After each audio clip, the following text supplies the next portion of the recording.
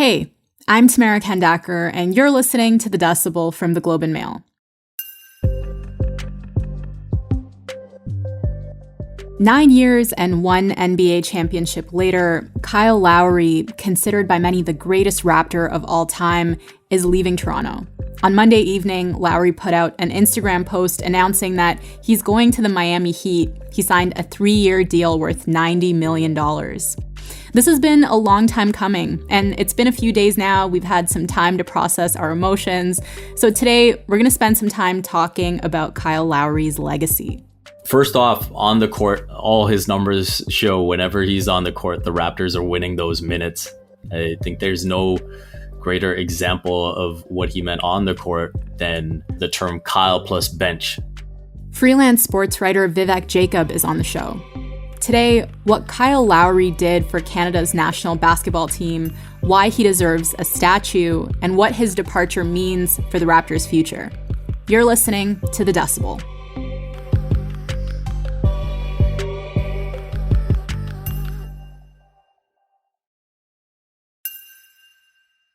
Hey Vivek, welcome. Thank you so much for doing this. Thanks so much for having me. So I know you're here as an impartial commentator, but can I ask you how you're feeling about the news? What did Kyle Lowry mean to you? The news, honestly, I feel kind of at peace because I already went through the emotional side of it at the trade deadline last season when everyone expected Kyle to be traded and it didn't happen. So ever since then, it just feels like it's been a matter of time because it just seems like the Raptors are not on that championship trajectory right now. And we know with Lowry getting closer to the end of his career, that's his main focus. And so it only made sense for him to find a team where he feels he has a better shot at doing that. So I think that's where I feel at peace because I'm happy for him finding a place where he can continue to pursue those goals.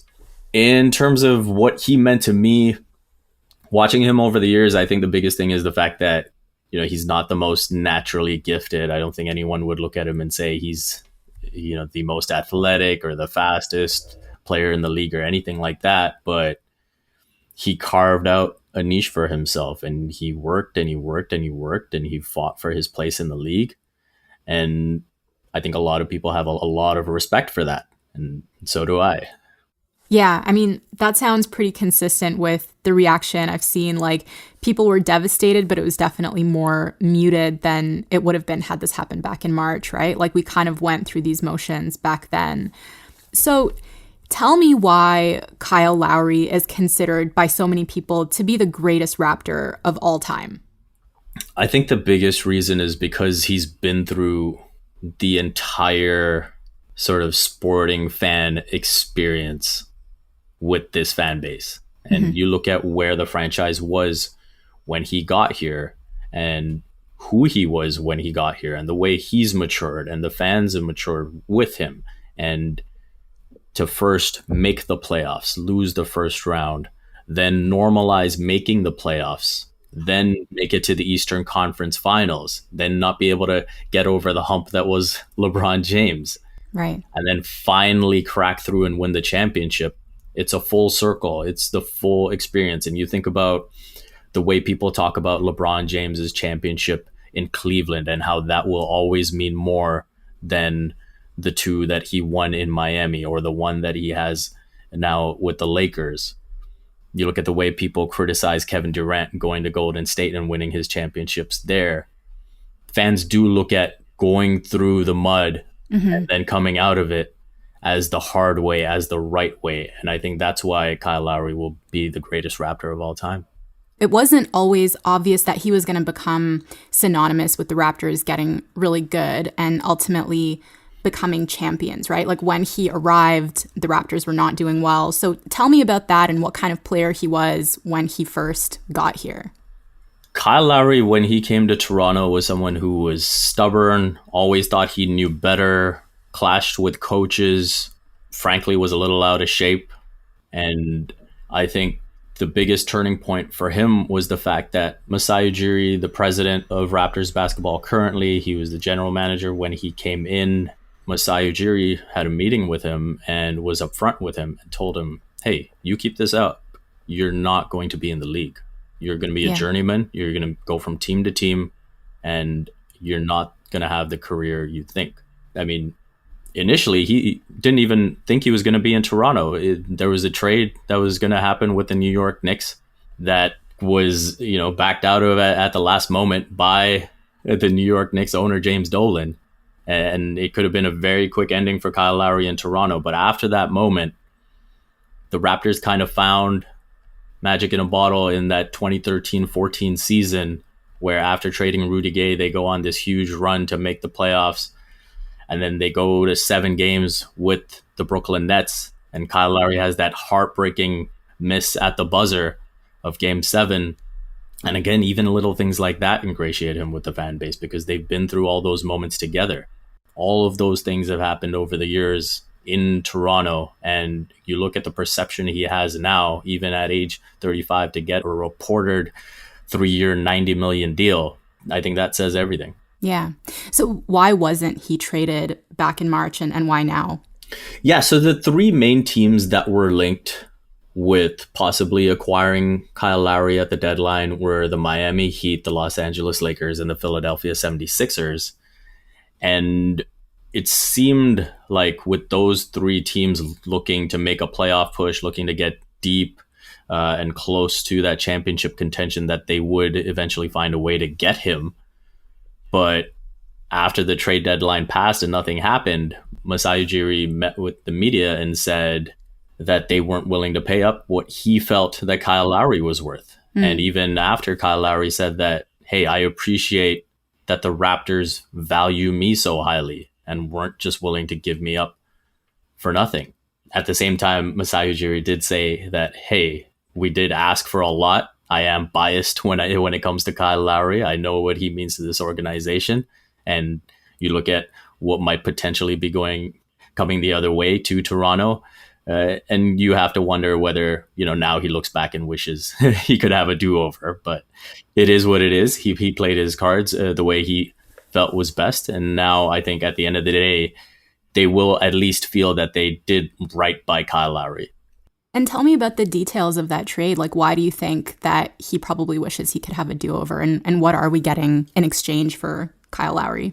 It's not confirmed yet, but the reported return is Goran Dragic, a veteran with a $19 million salary, a Precious Achua, a young up-and-coming prospect, and a second-round pick.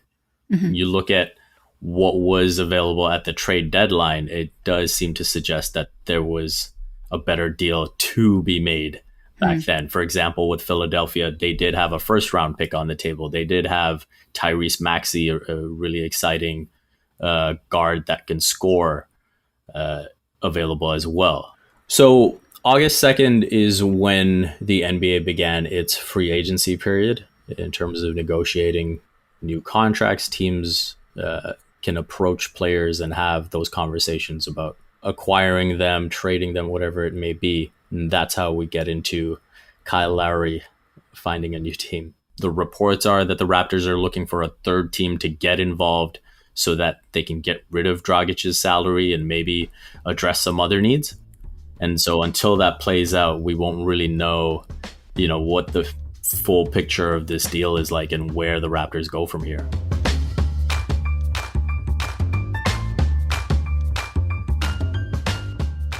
So he is known for elevating everyone around him, right? And bringing out the best in other players. And I wonder if you can tell me about what makes him such a great leader, because he's kind of the common denominator in every successful iteration of the Raptors. Absolutely. I think first off, on the court, all his numbers show whenever he's on the court, the Raptors are winning those minutes. I think there's no greater example of what he meant on the court than the term Kyle plus bench. That kind of became a norm throughout his time, where it would be 4 bench players and Kyle Lowry, but the Raptors will win those minutes because he'll find a way to get the best out of those bench units and whoever he's put alongside. And the biggest example of that is probably when the Raptors, as defending champions, were playing the Dallas Mavericks in the regular season at home. and they trailed by 30 points. And Nick Nurse was trying to find something that would work. And he puts 4 guys out there. And it was 5 guys, including Kyle Lowry, that hadn't really played together before. And then they make that impossible comeback. And I think that kind of encapsulates who Kyle Lowry is on the court. And off the court, it's interesting because he's always tried to keep it private in terms of how he treats his teammates and the things he does for them. But he always makes time for them. He always takes the rookies out. Norman Powell, DeLon Wright, Fred VanVleet, all of those guys have talked about how he'll take them to the mall and kind of be like, hey, go buy whatever you want. I've got the bill, whatever it is, takes them out for meals. And so all those things combined make him such a great leader. Mm-hmm. And he's also really loved by fans as a person and not just as a player, right? Like because of his personality and things that he's done outside of basketball. And can you tell me a bit about that and about him as a human being? Yeah, absolutely. I think when you look at the relationship with the fan base, it's that I think it starts with that bromance with DeMar DeRozan. Yeah. Me and Debo, little stunt driving.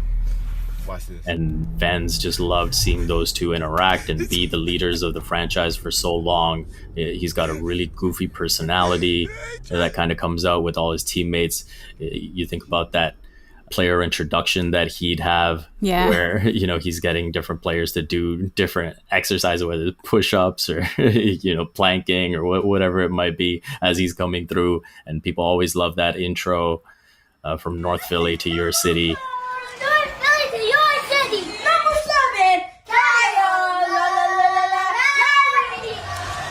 And then beyond that, I think he has the Lowry Thanksgiving Assist program that he does along with his wife, Ayanna. And so that's something where he gives back to families in need and provides meals. And he's always looking to do those types of things for the Toronto community. Obviously, he's had a home here. He's built his life here. He's had 2 kids, Cameron and Carter, that it seems like the entire fan base loves. And so I think all those things have created a really strong bond with the fan base that I don't think will ever go away.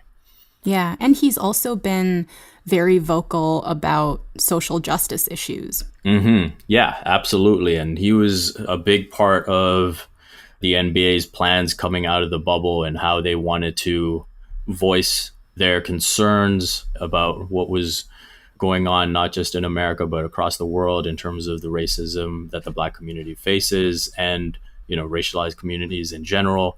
And I think what he's done in that regard, even you think about that first game back where they were playing the Los Angeles Lakers in the bubble, there's video of him at a practice saying that, hey, after the U.S. national anthem, we're not just kneeling for that, we're going to kneel through the Canadian anthem as well. Mm-hmm. And so little things like that as well show how sharp he is and how much he understands the bigger picture as well.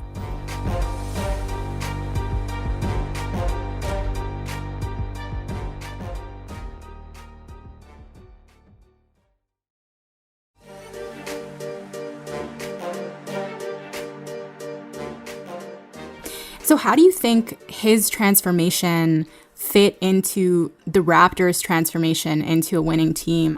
Toronto was the first place where he felt appreciated. It was like the first organization he could call his own. How much do you think that had to do with it? I think that has a big role to play because a while ago he had written a piece in the Players Tribune about how he really struggled with trusting pretty much anyone outside of his family. He never really believed that coaches or organizations necessarily had his best interests at hand. And when he started to understand that the criticisms that he was getting wasn't just to make the team better, but also to make himself better, that's when it started to click. And I think you can credit Masai Ujiri for that. You can credit Dwayne Casey and Kyle Lowry fighting through those initial struggles to get through that. And again, just maturity, a young guy coming in, not knowing his place in the league, growing and just getting more secure He wins the starting job as a point guard in Toronto, and then after that, he never lost it. Yeah. So we've talked about him as a player and his history with the team, but I wanted to talk for a little bit specifically about the championship playoff run in 2019 and the role that he played. And I wonder if you can talk about what he contributed to the Raptors becoming champions. You could look at that alone from game 1 against Orlando to game 6 against the Golden State Warriors in the finals and say that covers everything you need to know about Kyle Lowry as a Raptor. Game 1, everyone is excited for this playoff run with Kawhi Leonard in the mix, and Kyle Lowry has 0 points. And you're saying, how are we going through this again? The Raptors lose another game 1 again. It's supposed to be different, but it's not. Mm-hmm. And even with Kawhi, nothing's going to change. And then they come out and they win the next 4. And then they go up against Philadelphia. They get through that game 7. Obviously, that huge 4-bounce shot from Kawhi Leonard to sort of get over that hump. And I think that's where not just Kyle Lowry, but everyone else around Kawhi just relaxed and exhaled. And Kyle Lowry was incredible in that Bucks series. And you see him celebrate at the end of game 6 when the Raptors go on that huge run to clinch their spot in the NBA Finals. That realization in his head that, oh my God, I'm going to the NBA Finals. That was one of the most amazing things. And then when they have the post-game awarding of the Eastern Conference Championship, and Kyle Lowry comes up to say a few words, and he can't even start to speak because the entire fan base is screaming, Lowry, Lowry, mm-hmm. Lowry. And then he goes to the finals. And that game 6, that opportunity to close out and seal it. And he comes out, scores the first 11 points, sets the tone. And it was basically him saying, hey, the Raptors are going to be NBA champions tonight, and there's nothing you can do to stop me.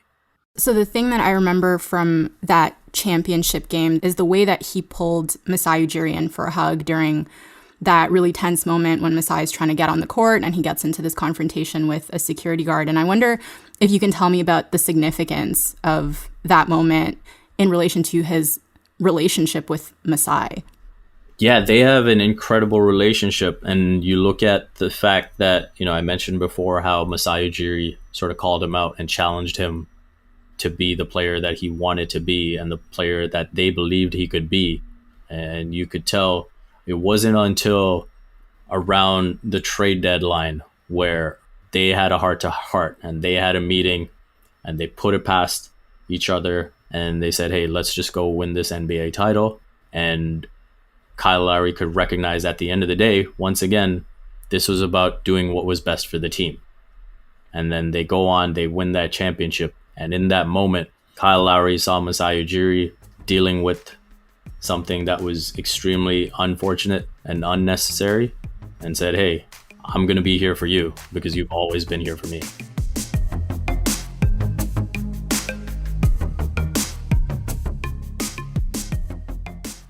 And what do you think his departure means for our prospects? Do you think that because he's one of the last threads connecting the Raptors to that championship era, like is the golden era of the Raptors over? It's the end of the Kyle Lowry era, that's for sure. But I'm excited for what's next because I think with the Raptors, when you just look at them as a franchise, at some point, you kind of have to take the training wheels off. We mentioned how, hey, when Kyle Lowry's on the court, everything's going to be okay. But now we really get to see how good Fred VanVleet and Pascal Siakam and OG Anunoby and the rest of them can be. And I'm excited for that. I think to have his leadership and stewardship over the years and that guidance, now it's on them to take it to the next level and sort of begin this new chapter in Raptors basketball. A lot of people are saying that they want to see a statue of him somewhere outside the arena or somewhere in the city. And I wonder if we did get a statue, what do you think it should look like? What should he be depicted doing? It might sound cliche, it might sound a bit classic, but I think just one of him sort of in a motion where he's dribbling the ball up the court and maybe just pointing And because that's kind of what he did, right? Direct this franchise from the gutter all the way to the penthouse. So I think that would be my statue. It does feel like a bit of an anticlimactic finish for him, playing his last year as a Raptor in Florida, fans not getting to say goodbye. But he said before he wants to retire as a Raptor. Do you think there's any chance that that will happen? I think there is a 100% chance that will happen. I have no doubt that when the time comes, he will, at the very least, sign a one-day contract, hold a press conference, and go out as a Raptor. I have no doubt that eventually, when he goes to the Hall of Fame, the Basketball Hall of Fame, that he will be inducted as a Raptor as well. Thank you so much. Thank you. All right, that's it for today. I'm Tamara Kendacker. Our producers are Madeline White and Kasia Mihailovich, and our intern is Rebecca Weston. David Crosby edits the show. Angela Pacenza is our executive editor. Thank you so much to Vivek Jacob. You can find his work on Raptors.com, CBC Sports, and other places, and he's on Twitter at Vivek M. Jacob. If you like this episode, leave us a review on Apple Podcasts. If you want to reach us, email us at thedecibel@theglobeandmail.com. Thank you so much for listening, and I'll talk to you next week.